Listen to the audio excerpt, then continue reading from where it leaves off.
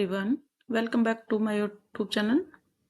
Guys, ये HPSC के जो एग्ज़ाम होते हैं ना, पीजीटी के, हरियाणा पब्लिक सर्विस कमीशन, इसकी तरफ से ना पीजीटी जो लेक्चरर को स्कूल में जो जूनियर लेक्चरर लगते हैं, उसके लिए ये एक नोटिफिकेशन आया है। नोटिस आया। नोटिस क्या है कि इसके ना फॉर्म निकले थे और फॉर्म की जो डेट इन्होंने एक्सटेंड कर दी है। यानी अब आप पहले क्या था कि आप 27 तारीख इन्होंने लास्ट डेट दी हुई थी कि आप 27 तारीख तक जो है फॉर्म भर सकते हैं, 27 अगस्त तक। अब इन्होंने डेट को एक्सटेंड करके इन्होंने 2 तारीख यानी 2 सितंबर तक आप जो है फॉर्म को भर सकते हैं। अब आपके पास 2-3 दिन है, तो आप उसको फॉर्म को जो है फिल कर सकते हैं। और जिन्होंने ये फॉर्म नहीं भी फिल किया है, उनके लिए मैंने ये अटैच किया है इसके साथ डॉक्यूमेंट। आप अपनी इसमें एलिजिबिलिटी भी आप चेक कर सकते हैं और इसके अंदर आप देख सकते हैं कि ये 2 तारीख पब्लिकेशन डेट जो थी 2 अगस्त थी इसकी। और इसके अंदर आपने और ये पूरा डिटेल इसके अंदर दिया हुआ है कि आपको कैसे फॉर्म भरना है, क्या करना है। और ये मैं अपने टेलीग्राम चैनल चैनल पे जो है ऑलरेडी शेयर कर चुकी हूँ। इसमें इसलिए अटैच किया है कि काफ़ी बच्चे जिसकी नॉलेज में नहीं होता, जिनको नहीं पता होता कि ये पीजीटी के फॉर्म निकले हुए थे और कब निकले थे और कैसे क्या भरना है, क्या क्वालिफ़िकेशन रहने वाली है और किस तरह से फॉर्म भरना है, ये सब चीज़ें इसके अंदर दी हुई हैं। आप ये देख सकते हैं इसके अंदर दिया हुआ है कि आप असिस्टेंट प्रोफेसर की जो वैकेंसी है वो निकली हुई थी हायर एजुकेशन डिपार्टमेंट हरियाणा में। और कैंडिडेट इसको कंपल्सरी है, आपको ऑनलाइन फॉर्म में जो है ऑनलाइन उसमें ये फॉर्म भरा जाएगा। ये आपको साइट दी हुई है कि साइट पे जाके आप जो है फॉर्म को फिल कर सकते हैं। इसके अंदर आपका दिया हुआ है आईडी लगेगी इसके अंदर। आप जैसे भी जितने भी आप फॉर्म फिल करते हैं, आपने देखा होगा कि ये सभी फॉर्म में जो है जिस तरह से आपके आधार कार्ड, पैन कार्ड, जितने भी आपके जो डॉक्यूमेंट है आपके वो लगते हैं इसमें, लॉगिन आईडी वगैरह। इसमें पीपीपी, ट्रिपल पी है, परिवार पहचान पत्र और आधार कार्ड, वर्चुअल आईडी वगैरह इसके अंदर दी हुई है। ठीक है? और मैं थोड़ा-थोड़ा बता देती हूँ, बाकी डिटेल में आप इसको मेरे टेलीग्राम चैनल पे जाके जो है इसको पढ़ सकते हैं। इसका लिंक इस वीडियो के डिस्क्रिप्शन में मिल जाएगा। आप वहाँ से जाकर जो है इसको अच्छे से बिल्कुल अच्छे से रीड कर सकते हैं इसको। फिर इसको रजिस्ट्रेशन के बाद आपको ये है ना फॉर्म फिल करने का इन्होंने प्रोसेस दिया हुआ है कि आप इसको क्या-क्या करना है, ठीक है? तो आपके अंदर ये सब इसके अंदर डिटेल दी हुई है और ये आपका डेट दी हुई थी, लेकिन अब ये जो है एक्सटेंड कर दी गई है, 2 तारीख इसकी लास्ट डेट रहने वाली है। अब इसे इन्होंने दिया हुआ है कि candidate to ensure their eligibility for the post, eligibility के लिए दिया हुआ है इसके अंदर कि आपने हाउ टू अप्लाई का दिया हुआ है इन्होंने, कैसे आपको अप्लाई करना है। लास्ट डेट ये आपका लास्ट डेट जैसे रिसिप्ट वगैरह है, आपको कैसे आपको क्लोजिंग डेट के हिसाब से आपको 5 बजे तक आपको फिल करके आपको रिसिप्ट वो कर लेनी है। फिर ये दिया हुआ है कि facilitation counter for guidance of candidate दिया हुआ है इसके अंदर। आप कैसे-कैसे अगर आपको हेल्पलाइन नंबर वगैरह दिया हुआ, अगर कोई मिस्टेक हो जाती है, आप मतलब आपकी आईडी वगैरह कैसे भी अगर आपने रॉन्ग की है या कुछ भी है, तो अगर कोई भी इन्फॉर्मेशन वगैरह चाहिए, तो आप ये आईडी दी हुई है, हेल्पलाइन नंबर दिया हुआ है, इस पे कॉल करके आप इसको डायरेक्ट या फिर ईमेल आईडी भी इसके अंदर दी हुई है, तो आप बात कर सकते हैं। ये टाइम पीरियड दिया हुआ है कि 10 बजे से लेके आप 4 बजे तक जो है इस पे बात कर सकते हैं। नेम ऑफ पोस्ट और कैटेगरी वाइज़ जो वेरिफ़िकेशन वगैरह पोस्ट वगैरह इसके अंदर दी हुई है। ये आपकी वैकेंसी दी हुई है। हाँ, देख देख सकते हैं क्योंकि असिस्टेंट प्रोफ़ेसर की है। तो आप ये देखो, botany, chemistry, commerce, computer science, defence studies, economics, English, environmental study, fine art, geography, Hindi, history, home science, mass communication, mathematics, music instrumental है, म्यूजिक, वोकल, फिलॉसफी, ये physical education, physics, political science, psychology, Punjabi, Sanskrit, tourism और zoology, ये सब इसमें vacancy दी हुई है। Category wise दी हुई है कि जनरल की आपकी कितनी रहने वाली, एससी हैं, बैकवर्ड क्लासेस में बीसीए और बीसीबी इसके अंदर दी हुई, ईडब्ल्यूएस की टोटल वैकेंसी इसके अंदर दी हुई है कि टोटल वैकेंसी कितनी रहने वाली है। ये सब आपका कैटेगरी वाइज़ इन्होंने डिफाइन किया हुआ है। ये आपकी जिसको अपनी कैटेगरी का नहीं पता होता तो यहाँ से आप अपनी कैटेगरी को जो है चेक कर सकते हैं इसके अंदर। और फिजिकल ये आपका दिया हुआ है, जैसे फिजिकल हैंडीकैप वगैरह है जो, ठीक है, इसके अंदर ये सारा दिया हुआ है। इसमें किस तरह से मतलब आपका ऑर्थो है, विजुअल है या हार्ड ऑफ हियरिंग वगैरह है, जैसे किसी को कम सुनाई देता है, किसी को हड्डी की कोई मतलब कोई भी इंसिडेंट वगैरह या कोई प्रॉब्लम हुई है, या देखने की जो भी प्रॉब्लम है, सुनने की है, ये सब चीजें इसके अंदर दी हुई है। ये क्वालिफिकेशन आपकी दी हुई है कि असिस्टेंट प्रोफेसर के लिए आपको क्या क्या जो है क्वालिफिकेशन रहने वाली है।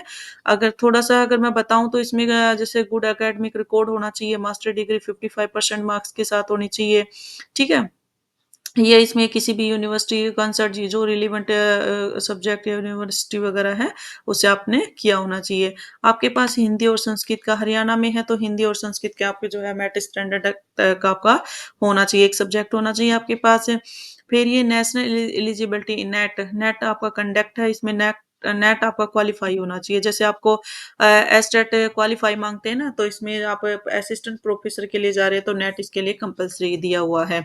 यूनिवर्सिटी ग्रांट है या यूजीसी नेट हो आपके पास, ठीक है। काउंसिल ऑफ सीएसआईआर, यूजीसी जो एसएलटी, एसईसीटी यानी सेट होना चाहिए आपके पास।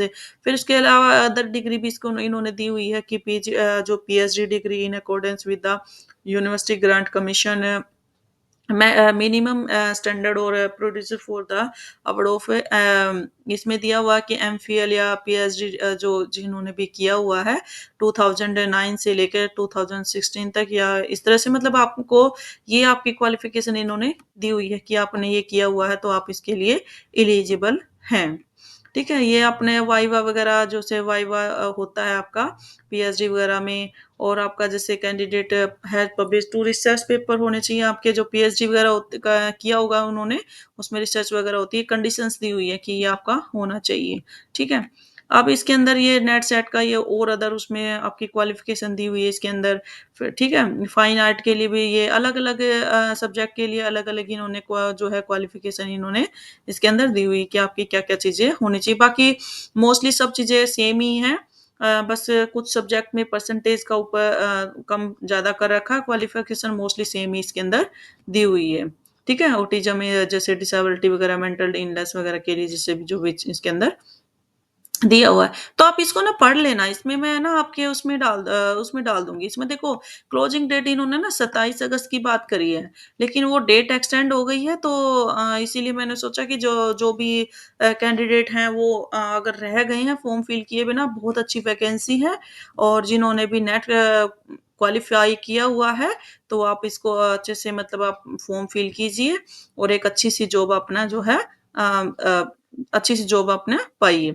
Scheme of pattern of exam दिया हुआ है, स्क्रीनिंग टेस्ट होगा, इसमें टोटल मार्क्स आपका 100 मार्क्स का होगा, और फिर इसके अंदर आपका दिया हुआ है कि टाइम ड्यूरेशन इसका 2 हार्स का इसका टाइम ड्यूरेशन दिया हुआ है इन्होंने, टोटल मार्क्स आपके 100 आने वाले हैं, ठीक है। ये question A B C D और ई एफ इसमें इसके अंदर दिया हुआ है, ओनली इंग्लिश लैंग्वेज में होगा ये। जो सब्जेक्ट इन्होंने दिए हुए हैं ना, जो साइंस है, वो साइंस के सभी सब्जेक्ट हैं, और मैथ है, ये सभी क्या है सिर्फ इंग्लिश में होंगे। बाईलैंग्वेज में आपके commerce, economics, fine arts, mass communication, geography, history वगैरह, ये सब बाईलैंग्वेज जो है आपके रहने वाले हैं, ठीक है। Language subject as a English, English, Hindi, Sanskrit और Punjabi will be the respective language only, ठीक है।